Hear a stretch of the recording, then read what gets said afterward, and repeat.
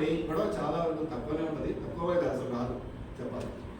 కాబట్టి ఏమొస్తుంది? Piece of mind వస్తుంది, శాంతి వస్తుంది, సమాధానం వస్తుంది. అందుకే యేసు ప్రభువుల వారు ఎక్కిపోకముందు ఏమన్నాడు? నేను పోతాను, పోయి పరిశుద్ధాత్మని పంపిస్తాను. పరిశుద్ధాత్ముడు అన్నాడు, ఏమన్నాడు?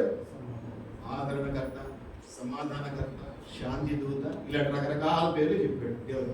కాబట్టి ఆ పరిశుద్ధాత్మ దేవుడు మనకు అటువంటి సమాధానం ఇచ్చిన కాక, అటువంటి శాంతిని ఇచ్చిన కాక, దేని విషయంలో చింతించకండి, దేని విషయంలో మీరు భయపడకండి, కానీ దేవుడితో మీకున్నటువంటి అనుబంధాన్ని మాత్రం కాపాడుకోండి.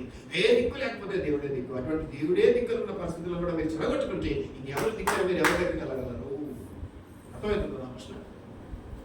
ఏ దిక్కు లేకపోతే దేవుడే దిక్కు. అటువంటి దేవుడే నువ్వు చెడగొట్టుకుంటే రిలేషన్షిప్, ఇంకెవరి దగ్గరికి వెళ్ళి ఏం అడుగుతారు, ఏం మొరపెట్టుకుంటారు, ఏం తెచ్చుకుంటారు మీరు? కాబట్టి ఏది ఉన్నా లేకపోయినా ఏది నిలబెట్టుకోవాలి? ఏం నిలబెట్టుకోవాలి? ఇంట్లో ఉన్న 10 కేజీలు గోల్డ్ కాపాడుకోవాలి కదా. ఇలా ఉన్న 10 కేజీలు, అది ఆశ్చర్యమేమో, నిలబెట్టి వేశారు. కౌతులం లేదు సార్, 10 కేజీలు అంటున్నారేమో మీరు. దేవుని కృప డబ్బుతో కనబడదు, తిండితో కనబడదు, అది ఉచిత కృప అని అంటారు. ఉచిత కృప, ఉచితం. దయచేసి జ్ఞాపకం పెట్టుకోండి. ఫిలిప్పీలు 4:6 చూడండి.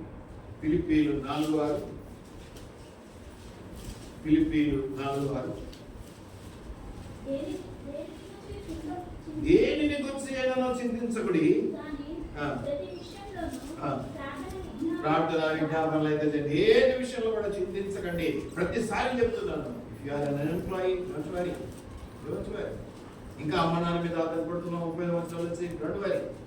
రోజు దేవుడు నీకు బలాన్ని ఇస్తాడు, శక్తిని ఇస్తాడు, మంచి ఉంటే ఆ రోజు నువ్వు తిరగదిప్పి మళ్ళీ ఎలా చూసుకోవాలో, ఎలా చేసుకోవాలో, ఎలా అది నిలబెట్టుకోవాలో